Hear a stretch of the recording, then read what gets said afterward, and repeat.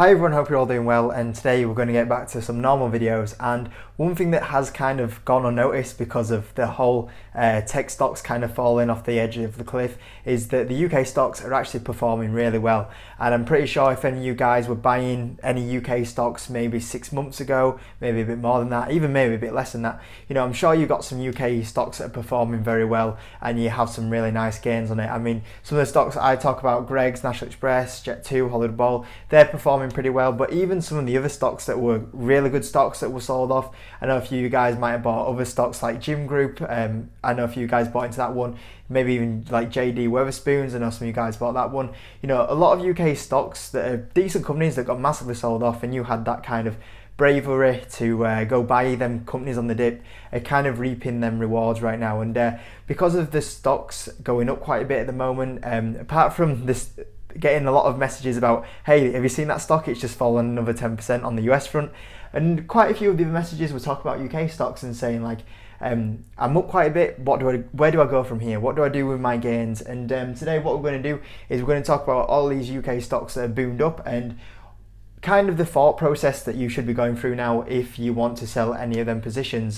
So if you could smash the like button, it really does help the channel out over the last kind of few days. I've really noticed you've been smashing the like button, so thank you so much for that. It really does help the video get out there on the YouTube algorithm. It's something that I know you guys don't really see, but me as a creator, like honestly, when you guys absolutely destroy the like button, the views, the reach it gets, it makes such a difference. So thank you so much for that, because the last few days you have really been doing that, and that's all I ask if you could, so thank you so much.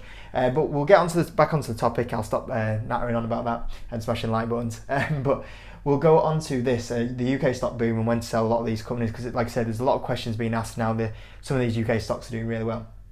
So when to sell. Now first of all, one thing that I want to bear in mind here is when we look at the FTSE, you can use the FTSE 250 is doing a little bit better, but the FTSE 100 is a little bit weaker. It always is. It doesn't perform as well as the FTSE 250. But if we go for the FTSE 100, when we look at the 52-week high, it's still not quite there. We're not kind of back at pre kind of pandemic levels. We're getting close, but we're not right there yet. And when we look at the other like stock markets, maybe like the S&P 500, the Nasdaq for example, a lot of them indexes have recovered and gone past, whereas this is an index that still hasn't fully recovered.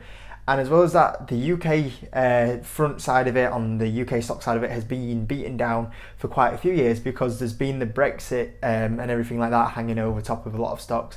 So that's kind of restricted the growth side of it. So UK stocks were pretty much at a decent valuation going into the CV, and still at the moment, a lot of the company valuations and a lot of the indexes are still, not above 52-week highs, and we are getting towards normality in a few months' time.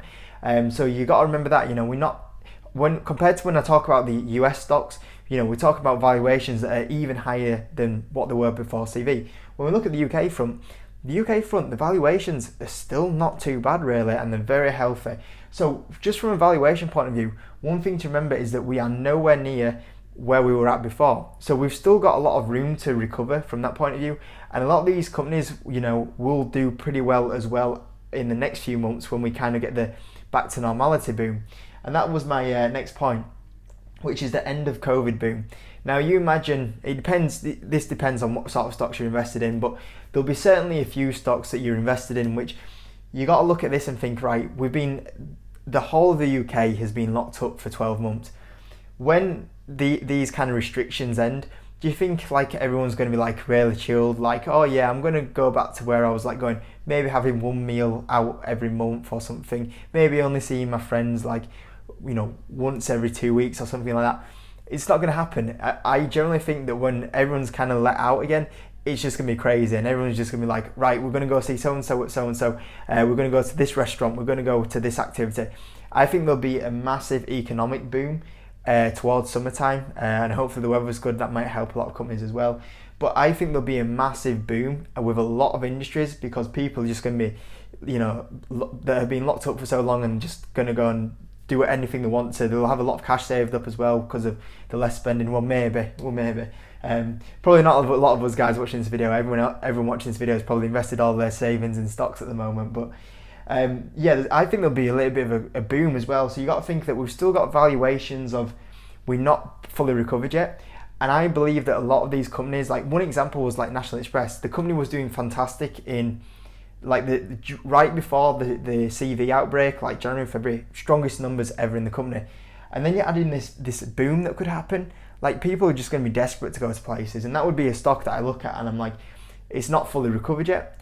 It was having a great 2020 before we had all the CV stuff. And when I see the end of COVID, I see travel just booming. Like people are just going to be so eager to get away. And that's a stock that I would say that still has valuations of getting to where it was previously at. And I see that company really benefiting from the end of this CV lockdown. So that's another thing you got to kind of think about. Next up, long-term investor. And this kind of ties in with this one. So if you are a long-term investor, like my opinion is that when I buy a company, the first 6 to 12 months, I'm not really bothered what it does. In fact, I like when a company goes down and I can buy that for cheaper, I get my average lower and I make even more money than that.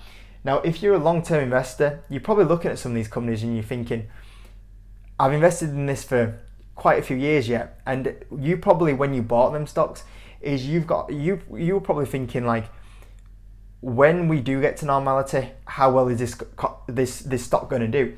And it's kind of tied in with this, like, is this stock going to boom after COVID?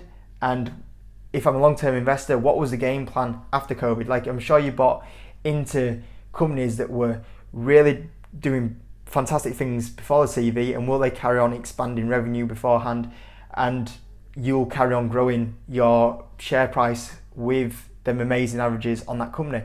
So you got to kind of think about a long-term investor outset. Like, some of these stocks you will still really benefit from going forward because they'll have really good expansion places and will benefit from this when everything comes back. Now, this kind of once again ties in the next point, which is, do not forget, if you bought in March to, I think we got a vaccine boom. I think the vaccine boom was in November. So if you bought into any UK stocks between like March and just before November, you probably have some amazing averages on companies. And if we're being realistic, are you going to get them averages again in them company? Probably not. The only way you'll be able to ever get them averages again on that company is if something crazy happened with that company, or we had a crash out of nowhere, maybe another pandemic out of nowhere. That would be the only way of getting to them lows where we're at. You know, some of these companies that will get into them lows, you know, if we go back to March time, like, it was literally like end of the world stuff. Like, it was like, oh my goodness, like we're actually in like a pandemic. Is this like actually, you know, Black Death kind of level of stuff? Obviously it turned out not to be anything like crazy like that. It's still been terrible, don't get me wrong, but you know, it was kind of like panic stations all over the place. And the stock prices really reflected that. Like, so many companies were getting priced at bankruptcy levels. And realistically, are you ever going to get them lows again? Probably not. And that's what you got to think about. You know, if you sell that company, you will never probably get that low again in that company. And you've got to remember that. And the good thing about having better lower in entry prices is that if you're a long-term investor, if you have lower entry prices, you'll make even more gains from that. And as well as that, if you've bought a stock with a decent dividend yield, for example, Legal & General, any house builders, when the recovery happens and the boom happens and you have amazing lows, start thinking about dividend yield as well, because you'll start picking up an amazing dividend yield if you have got really amazing lows in companies. So you've also got to remember, if you do let go of that low, you're probably never going to get it again. And that's something to be really cautious of.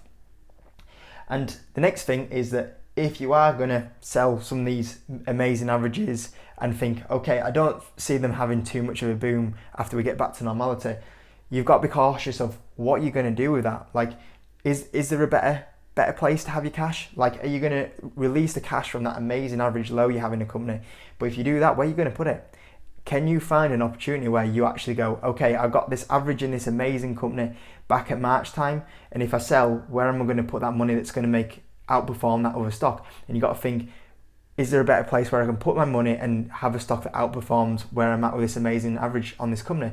And that's what you got to think about. You should only really be thinking, if you are going to let go, you know, maybe you're a little bit short on cash and you can build your cash pile up a little bit, but you've got to be thinking, if you are going to let go of some of these average, make sure that you do have a better opportunity to, you know, put that cash. You know, don't go sell, oh, I'm up on half my portfolio's up since March. I'm going to sell half my portfolio, because then you have half your portfolio in cash and like, oh right, so where do I put it now? Like, you might struggle to find any places. So make sure that that is a thing that you're considering if you are going to click that sell button as well. Now, I'm going to contradict all of this by going down to this last point here. So it's a bit of a contradicting video to finish off with, but never forget though, profit is profit. And as soon as you click the sell button, that's your cash. You've made your money, and no one can ever, if you make money on investing into stocks and you make profit, no one can ever have a bad word to say against you. You know, we invest to make money, we invest to make profit. And if you make profit on a company, sure, you can argue, oh, you could have got a little bit better here or a little bit there. It don't matter, you know. You're putting your capital on the line to try and make money, and as long as you make money, that's it. You know, that's the main thing you've got to focus on, making money. You're never going to be a bad investor as long as you keep making money. So profit is profit, and you can always protect your profits. And I would suggest at that point that if you are wanting maybe a little bit cash, if you do want to take a profit off the table, there's never anything wrong with taking 5% of your profit off on a position, 10% profit on a position, maybe even go up to 20% on a position. But if you are taking profit, just remember to put all these key points into place and make sure that, you know, that company could have a little bit more upside from here. Do you have a better place to put it? Remember that if you do click that sell button, you probably won't get that low ever again in that company, and you've just got to run those thoughts from your head. So I would just be very cautious, because I see a lot of people saying that I'm going to sell so-and-so position, but hey, you know, what's wrong with, okay, we'll take a bit of profit here, but what's wrong with just, you know, 10, 20%? And that's something, just, you know, just go through this checklist, I would say, before releasing something profit. But I am always going to say profit is profit, and there's never anything wrong with that. You know, an investor that makes profit all the time is not a bad investor. So that's what I would say here. You know, don't rush to sell full positions and amazing average and then go, oh no, where do I go from here? That's definitely the one thing that I really do want to focus on in this video. So hopefully this kind of covers some of the people that have asked me about selling, and I would definitely bang on about the averages. You know, we probably won't ever get a lot of these averages again in these companies, and that's the one thing to remember. But hopefully this checklist does really help you. I guess I'll put a bit of my feedback on it, and I'm going to say that a lot of my UK positions, I might trim 5-10% profit, but I'm definitely not selling some of these averages, because I think some of them are fantastic from my point of view. So I guess I'll leave that as well with what I'm planning to do as well, because I know some of you guys might say, but what am I doing? So there you go with that point of view, I guess. But yeah, hope you enjoyed it. Hopefully it was useful for some of you guys that were questioning what to do with some of these profits on these UK stocks, and hopefully it was a little bit useful. If you could, like I say, smash the like button if you are new, subscribe if you found that a little bit useful. If you do want to join my private stock market group, there's a link to the Patreon. If you do want to start investing, there's a link to a free trade account. You open up a free trade account, you also get a free share, which is good. But yeah, thanks so much for watching, guys, and I'll see you in the next video.